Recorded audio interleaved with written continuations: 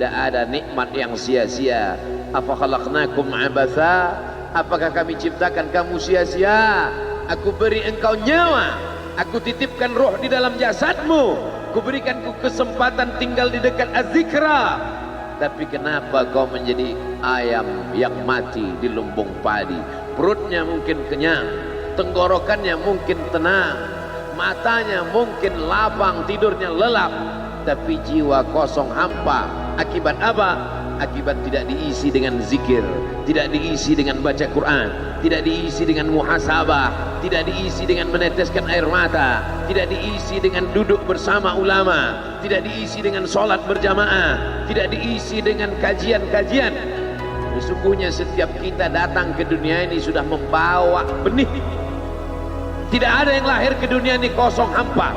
Jadi kalau ada bapak-bapak yang diceramahi oleh orang motivator atau siapapun dia, mari isi anak kita dengan Islam, mari isi anak kita dengan iman. Tidak begitu guys. Kita lahir ke dunia ini bukan dalam keadaan kosong. Kita lahir sudah membawa iman. Mana dalilnya? A'udzubillahi minasyaitonir rajim. Wa idz akhadha rabbuka min bani Adam. Ingatlah ketika Allah mengambil persaksian dari seluruh anak cucu keturunan Adam. Wa asyhadahum. Allah mengambil persaksian. Asyhada yushhidu. Asyhadahum ala anfusihim. Ketika itu Allah bertanya, alastu bi rabbikum? Bukankah aku ini Rabb kamu? Semua kita waktu itu menjawab, bala syahidna. Ya, engkau adalah Rabb kami ya Allah. Setelah kita diisi, barulah kita masuk ke dalam rahim ibu kita, barulah turun ke bumi, barulah datang kemari. Lalu kemudian setelah di sini lupa, antaqulu yaumal qiyamati inna kunna an hadza ghafilin. Kami lupa, kami tidak ingat. Orang yang tidak ingat ini diingatkan. Fadzakir, ingatkanlah. Inna fa'ati az-zikra.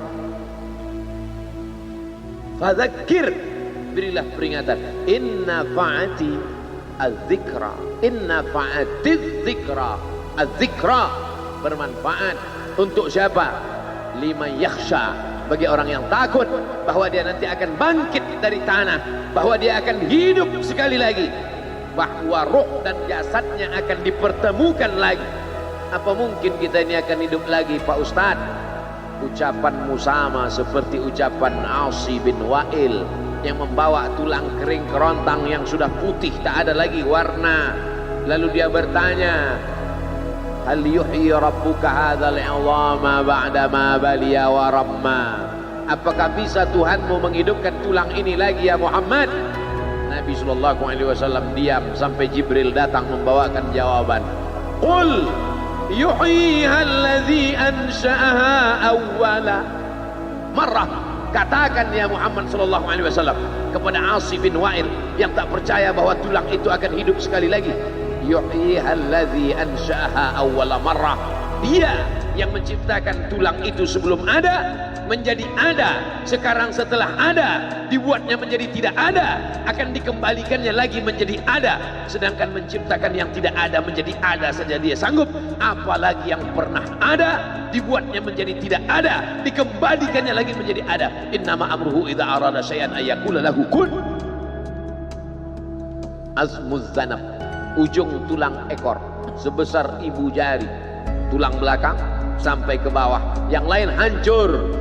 Ketika digali makam kuburan, ada yang tulang-tulang hanya tinggal tulang paha saja, ada yang hanya tinggal gigi dan rambut saja, yang lain hancur. Tapi ada satu yang tidak hancur, kata Allah, sampaikan Nabi Muhammad SAW, ujung tulang ekor sebesar ibu jari. Maka dari itulah nanti yang akan ditunjuk, tumbuh sel-sel tulang, tumbuh kulit-kulit, tumbuh darah daging, bangkit menjadi manusia sempurna di hadapan Allah.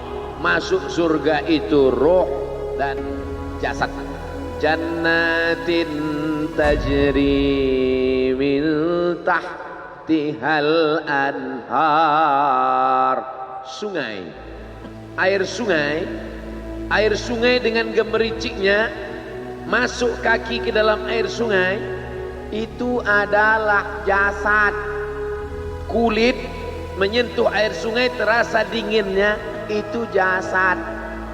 Zamharira adalah cahaya matahari yang tidak tembus ke bawah.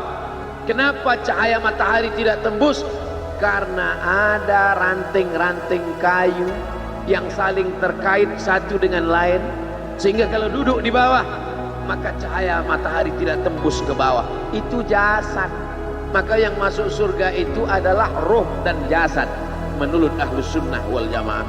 Kalau masuk surga cuman roh, saya nggak mau. Mimpi masuk surga. Abdul Somad akan masuk surga beserta roh dan jasad, kembali sempurna. Makanya kata Nabi, la yadkhulul jannata ajuz, tak masuk surga orang tua. Menangis semua orang tua, sedih karena tak masuk surga. Nabi tersenyum, kata Nabi, bukan kamu tua tak masuk surga, kamu akan kembali muda usia belia 30, 31, 32, 33. Karena masuk surga itu adalah orang-orang muda, anak-anak muda yang bisa menikmati dunia. Begitulah mereka masuk ke dalam surga. Apa makna ucapan Nabi itu? Ruh dan jasad masuk ke dalam surga Allah. Lagi-lagi kita sedang diajarkan keseimbangan, bahwa kita lahir membawa iman, tapi iman ini bisa mati. Benih letakkan di tanah pasir kering kerontang, tidak disiram, mati dia, kering. Bagaimana menghidupkannya? Dihidupkan dia dengan ilmu. Tidak ada majelis ilmu yang paling banyak untuk saat ini. Majelis ilmu di Az-Zikra, semua ustadz didatangkan kemari. Ustadz Tengku Zulkarnain, Abah Raud tidak usah disebut lagi, memang beliau guru dari almarhum, Masya Allah tabarakallah. Lalu kemudian para masyaikh, Ustadz Adi Hidayat, Buya Yahya, tak dapat disebutkan satu persatu. Kiai Haji Abdullah Gimnastiar, para alim ulama, alumni Al-Azhar Mesir, alumni dari Yaman, Tarif Hadramaut, Darul Mustafa, Rubat Tarif, berdatangan kemari semua. Majelis ilmu, majelis ilmu. Lagi-lagi ayam mati di lumbung padi. Apa sebenarnya yang terselit dari peribahasa itu? Iman mati karena tidak disirami dengan ilmu. Ilmu, ilmu, ilmu. Datang seorang jamaah menemui saya, Ustadz Somad, saya kena penyakit insomnia, gak bisa tidur malam. Jam 2 malam mata saya masih berkedip-kedip. Bismika Allahumma ahya wa amut, gak mempan. Sebabnya apa Pak? Sebabnya saya beli tanah. Setelah beli tanah, tanam kelapa sawit, dipupuk, dijaga, 3 tahun berbuah. Pas mau dipanen, sudah dipanen orang duluan. Ternyata tanahnya bermasalah, dibawa ke pengadilan, dia yang menang. Akhirnya sampai jam 2 malam gak bisa tidur. Apa yang terlintas dalam pikiran? Kenapa beli tanah? Kenapa tanam sawit? Kenapa beli tanah? Kenapa tanam sawit? Kenapa diambil orang? Kenapa dulu gak ternak ikan aja? Kenapa gak ternak puyuh? Berbulan-bulan gak bisa tidur. Akhirnya pergi ke psikiater. Pak psikiater, ya saya sudah 2 bulan gak tidur-tidur Pak psikiater. Akhirnya Pak psikiater buat resep. Ini obatnya, yang ini dimakan sebelum makan, yang ini dimakan setelah makan, yang ini 3 kali, yang ini 2 kali. Akhirnya memikirkan resep itu, makin gak bisa tidur. Dimakan, tertidur. Dosisnya habis, terbangun. Kenapa beli tanah, kenapa tanah?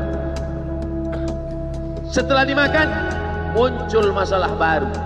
Terlalu banyak makan obat, terjadi kekacauan tubuh.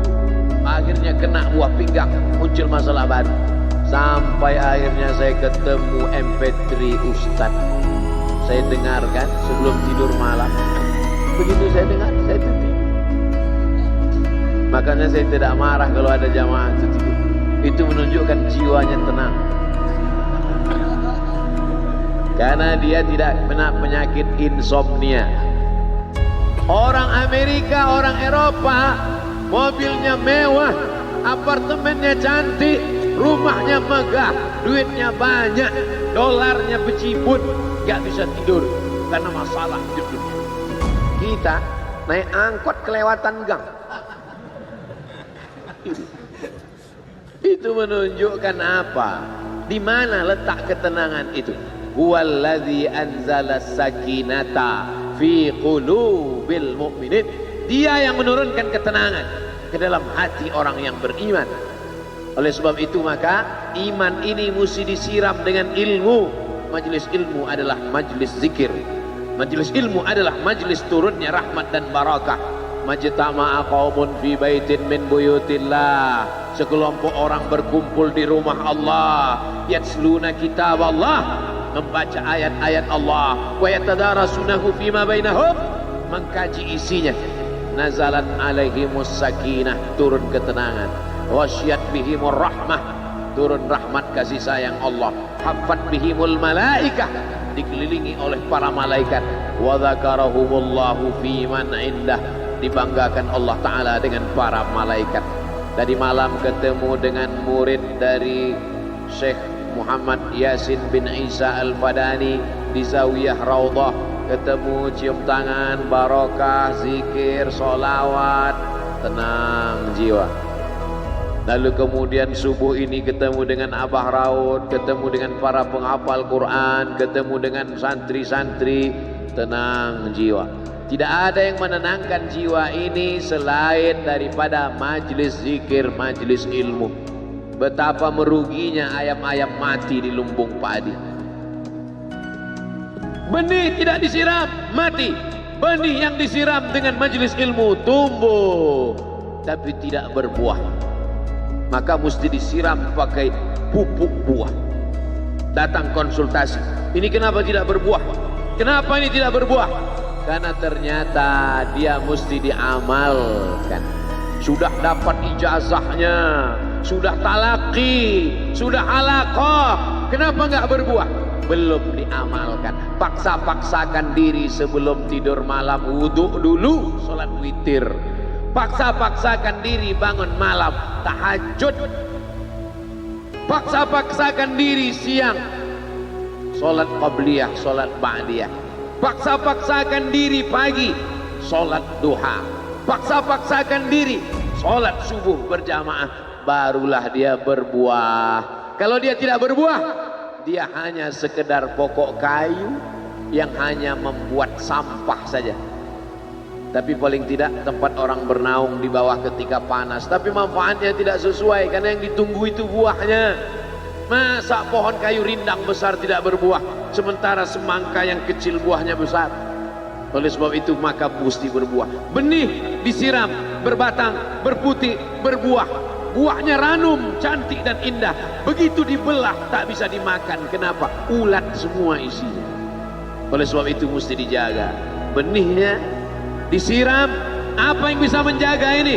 Diprotek dia. Kenapa apel tidak dimakan ulat? Bukan karena ulat tidak sanggup beli apel, tapi karena disemprot pestisida. Ulat tahu ini ada pestisidanya, maka dia tidak makan. Kita nggak tahu, dimakan. Ikan asin tidak dikerubungi lalat. Tidak ada satupun lalat yang hinggap di ikan asin. Kenapa? Karena lalat tahu ikan asinnya pakai formalin. Manusia nggak tahu. Pintar mana manusia dari lalat? Jangan jawab. Akhirnya orang makan, menumpuklah pestisida dan formalin dalam darah. Apa namanya? CANCER, cancer. Karena dia tidak larut dalam tubuh. Yang lain-lain larut. Makanan-makanan larut menjadi energi, menjadi sampah, dibuang menjadi kotoran. Sama seperti daun, kalau jatuh ke tanah larut menjadi pupuk. Tapi plastik tidak larut, maka plastik sampah bertebaran. Oleh sebab itu maka ini mesti dijaga. Apa yang bisa menjaga buah apel supaya tidak berulat? Jagalah dia dengan ikhlas. Kamu kenapa nggak ke masjid? Saya kalau ke masjid riya, maka saya nggak ke masjid biar ikhlas. Tarkul amal li ajlin nas riya. Kata Imam Fudail bin Iyad, tarkul amal li ajlin nas riya. tidak jadi beramal karena takut dipuji orang, riya. Wal amal li ajlihim syirik, beramal karena ingin dipuji orang, syirik. Kenapa kamu nggak pakai sorban? Takut dipuji orang, riya. Pakai saja sorban anak, jangan takut dipuji orang. Pakai sorban, yakinkan diri. Baik, Ustaz kenapa nggak pakai sorban? Ada masanya nanti. Tarkul amal li ajlin nas, riya. Tapi beramal, tapi saya nggak tahan Pak Ustaz, dipuji orang. Luruskan, karena pujian pasti akan selalu datang. La'atiyannahum min baini aydihim wa min khalfihim wa an aymanihim wa an syama'ilihim. Datang dari depan, dari belakang, dari kanan, dari kiri, dari dalam. Alladzi yuwaswisu fi sudur, dari dalam, dari depan, dari belakang, dari kanan, dari kiri, dari dalam, dari dua aspek, minal jinnati wan nas, dari yang zahir, dari yang batin, berdatangan dia. La ughwiyannakum, aku akan goda anak cucu Adam. Sampai kapan? Madamat arwahuhum fi ajsadihim, selama roh masih bersemayam dalam jasad, selama masih hidup, dia terus menggoda. Kapan kita berhenti dari godaan ini? Nanti setelah terbaring, terbujur kaku, bahkan sampai mau sakaratul maut pun dia tetap menggoda. Itulah makanya orang berzikir tidak bisa digoda waktu sakaratul maut. Kenapa? Karena la ilaha illallah akan terngiang di telinganya. Subhanallah walhamdulillah wa la ilaha illallah wallahu akbar. Subhanallah walhamdulillah wa la ilaha illallah wallahu akbar. Kalau itu diucapkan sekali, 10 kali, 100 kali, 1000 kali, terngiang dia di telinga kita. Bahkan ketika kita mau tidur malam pun terngiang dia. Bahkan ketika kita mengigau di tengah malam pun itu yang terngiang. Maka saat mau sakaratul maut pun itu juga yang akan datang. Apa yang kau ucapkan, apa yang kau dengar, apa yang kau pikirkan, apa yang kau renungkan, itu yang akan datang waktu sakaratul maut. Seorang bapak sudah divonis dokter, panggil istrinya, panggil anaknya, bawa ini ke rumah, nunggu malaikat maut datang. Sudah nggak ada obat. Bapak sudah koma, nggak sadar-sadar di rumah sakit. Kalau tetap dipertahankan di ruang ICU, hanya ngabiskan uang saja. Dokter kasihan dengan keluarga, bawa ini pulang. Karena kalau dibawa pulang pasti mati. Begitu mau dibawa pulang, matanya terbuka, sadar dia. Sadar. Ketemu sama saya tanya, apa yang membuat bapak sadar? Waktu saya sedang koma itu datang Abdul Somad. Terus apa kata Abdul Somad itu? Nanya kapan tablik akbar. Akhirnya saya terbangun. Kapan tablik akbar? Saya terbangun, saya pulang ke rumah, saya kumpulkan panitia buat tablik akbar. Datang. Saya heran, kok bisa saya yang datang waktu itu? Saya mencoba menganalisa, kenapa waktu dia koma itu saya datang. Saya tanya, Bapak kalau di rumah ada nonton YouTube? Ada. YouTube siapa? Abdul Somad. Dari rumah ke tempat kerja, dengar MP3 radio, enggak radio Pak Ustaz, MP3, suara iya. Suara siapa? Ceramah Abdul Somad. Baru saya connect. Ternyata apa yang sering didengar, apa yang sering ditonton, apa yang sering dipikirkan, itulah yang akan datang ketika kita koma. Hati-hati yang suka sinetron Korea, hati-hati yang suka Bollywood, itu yang akan datang nanti waktu kau koma. Saudara yang dimuliakan, saya tidak nakut-nakuti, cerita aja. Tapi yang ketiga, subhanallah, bukan subhanallah, astaghfirullahalazim, astaghfirullahalazim, astaghfirullahalazim, astaghfirullahalazim, astaghfirullahalazim. Astaghfirullahalazim. Astaghfirullahalazim. Astaghfirullahalazim. Astaghfirullahalazim. Astaghfirullahalazim. Astaghfirullahalazim. Astaghfirullahalazim. Astaghfirullahalazim. Astaghfirullahalazim. Astaghfirullahalazim.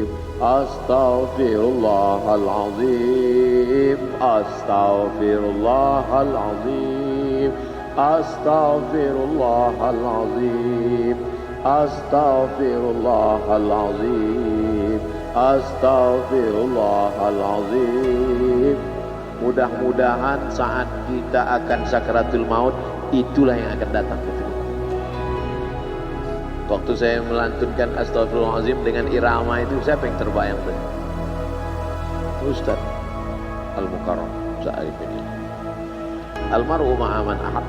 Orang akan tetap selalu bersama. Tetap selalu bersama. Itulah lantunan pertama yang saya dengar pertama kali di Pekanbaru, di halaman sekolah polisi SPN Pekanbaru. Sekarang sekolah polisi itu sudah jadi kantor Kapolda karena pindah. Setiap saya lewat di situ, kena disinilah pertama kali, dan itulah lagu itulah sampai hari ini. Maka kalau saya lantunkan, saya ingat orangnya, saya terbayang wajahnya. Itu. Betul kata Nabi, almar'u ma'aman ahab. Orang tidak akan pernah. Saya kalau diundang untuk ceramah kemarin berpikir 2-3 kali. Dulu saya membaca riwayat tentang Bilal bin Rabah yang pindah ke Damaskus setelah Nabi meninggal. Saya tidak paham cerita itu, karena Bilal bin Rabah pindah ke Damaskus, tidak mau azan lagi. Gak mengerti saya kisah itu ya. Yang saya pahami, setelah Nabi meninggal, dia pindah ke Damaskus, azan di Damaskus, Suriah. Diminta oleh Abu Bakar supaya datang ke Madinah azan, gak mau. Diminta oleh Sayyidina Umar, Bilal datang ke Madinah azan, enggak. Sampai akhirnya datang Sayyidina Al-Husain. Kata Sayyidina Al-Husain, datanglah. Bilal datang. Datang Bilal dari Damaskus ke kota Madinah, dan dia azan. Azannya tidak selesai. Kenapa tidak selesai? Karena dia merasakan kalau dia azan, bahwa nanti yang jadi imam Rasulullah. Dan ternyata perasaan itu sama bagi orang Madinah. Orang Madinah mendengar suara itu dulu lama sekali, dulu 3-5 tahun yang lalu. Dan kalau sudah suara itu terdengar, pasti nanti imamnya adalah Rasulullah. Ramai mereka datang. Luar biasa ini azan, kata mereka. Karena kalau sudah azan ini yang pasti nanti imamnya.